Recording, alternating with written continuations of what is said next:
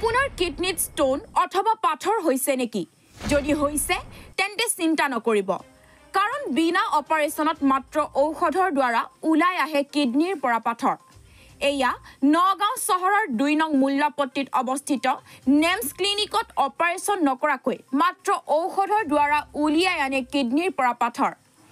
ইয়াৰ উপৰিও নেমছ ক্লিনিকৰ সঞ্চালকজনে উল্লেখ কৰে যে কিডনি ষ্টোনৰ উপৰিও মহিলাসকলৰ বগা স্ৰাৱ, ফেটি লিভাৰ, আনকি কেঁচুমূৰীয়া অৰ্থাৎ পাইলছ আদি বেমাৰৰ চিকিৎসা ইলেক্ট্ৰ ঔষধৰ দ্বাৰা কৰা হয়।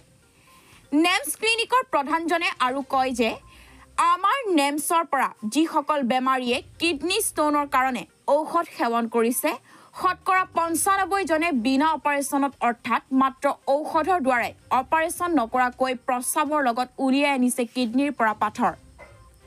যোগাযোগৰ নম্বৰ 9365142593 7002347636 নম্বৰত।